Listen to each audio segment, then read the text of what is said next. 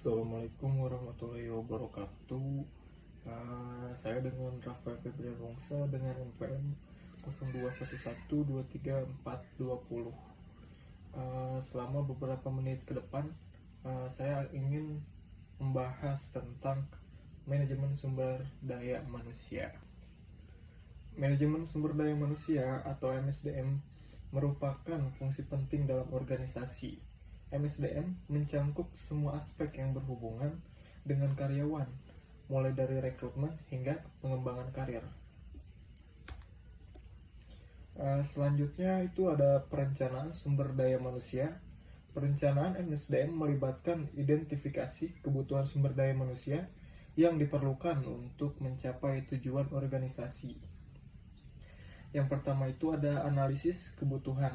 Proses ini mengidentifikasi kekurangan dan kelebihan tenaga kerja yang ada. Yang kedua itu ada perkiraan kebutuhan. Menghitung jumlah tenaga kerja yang dibutuhkan berdasarkan rencana organisasi. Yang ketiga, perencanaan pengembangan, yaitu membuat strategi untuk meningkatkan keterampilan dan pengetahuan karyawan. Selanjutnya itu ada rekrutmen dan seleksi karyawan. Proses rekrutmen dan seleksi bertujuan untuk memilih calon karyawan terbaik yang sesuai dengan kebutuhan organisasi. Yang pertama itu mengidentifikasi posisi, menentukan kebutuhan dan persyaratan untuk posisi yang akan diisi. Yang kedua, pencarian calon, yaitu mencari calon karyawan melalui berbagai metode seperti iklan, portal karir, dan referral.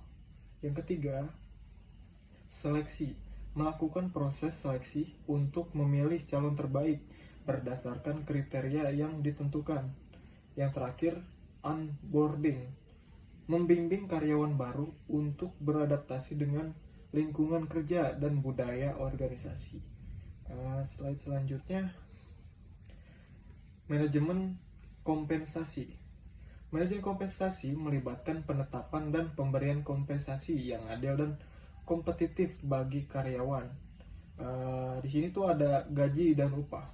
Penetapan gaji dan upah yang sesuai dengan kinerja dan pengalaman karyawan. Yang kedua, manfaat, memberikan berbagai macam manfaat tambahan seperti asuransi kesehatan, pensiun, dan cuti. Yang ketiga, intensif, memberikan penghargaan tambahan untuk kinerja yang luar biasa seperti bonus dan kenaikan gaji. Slide selanjutnya itu ada pengembangan karir. Pengembangan karir membantu karyawan untuk tumbuh dan berkembang dalam organisasi.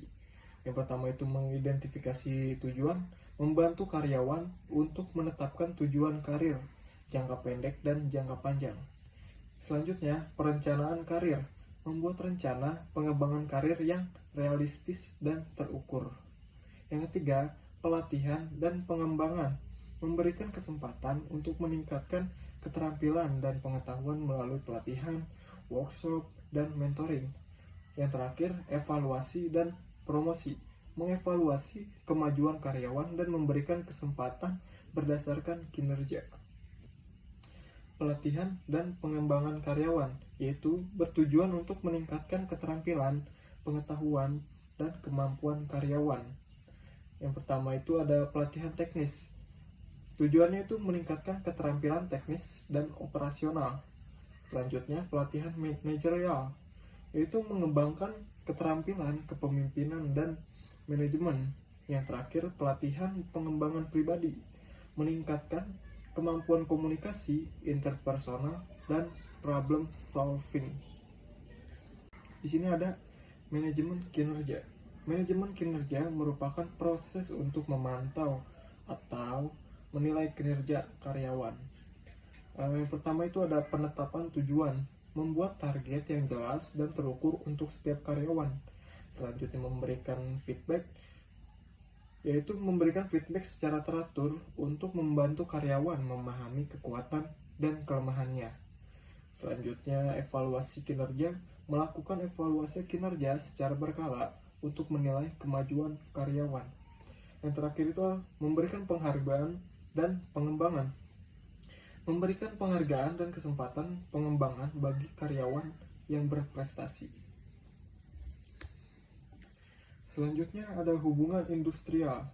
Hubungan industrial mencangkup semua aspek yang berhubungan dengan hubungan antara pekerja dan manajemen, yaitu perundingan kolektif.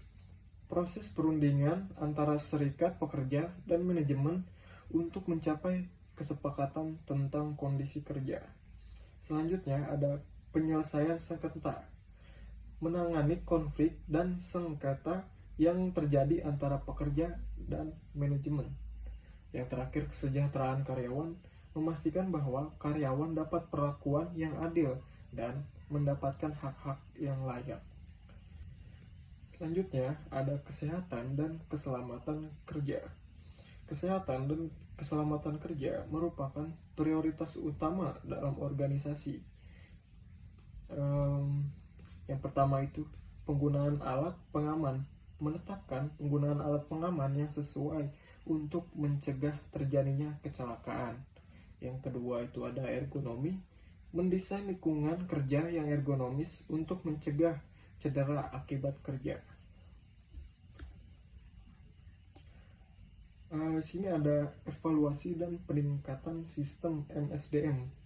Evaluasi dan peningkatan sistem SDM diperlukan untuk memastikan bahwa sistem tersebut efektif dan efisien. Yang pertama, pengumpulan data.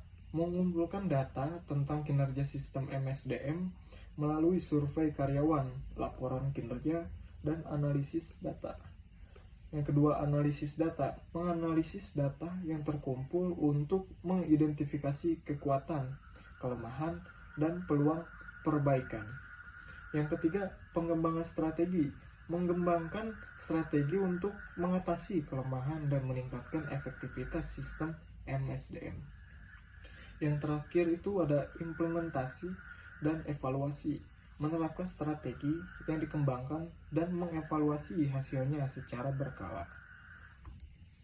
Jadi, kesimpulannya itu, keseluruhan fungsi manajemen SDM bertujuan untuk memastikan organisasi memiliki sumber daya manusia yang kompeten, termotivasi, dan berkomitmen untuk mendukung pencapaian tujuan strategis perusahaan.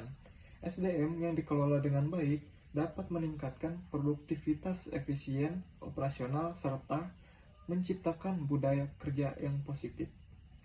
Terima kasih atas perhatian dan waktu yang telah diberikan kepada saya. Saya harap presentasi ini memberikan gambaran yang jelas serta bermanfaat. Jika ada pertanyaan atau hal yang ingin didiskusikan lebih lanjut, saya sangat terbuka untuk berdiskusi. Saya percaya bahwa dengan kerjasama dan diskusi yang baik, kita dapat mencapai solusi dan tujuan bersama. Sekali lagi, terima kasih. Saya harap kita dapat melakukan pembicaraan ini dalam kesempatan berikutnya. Wabillahi taufiq wal hidayah. Wassalamualaikum warahmatullahi wabarakatuh.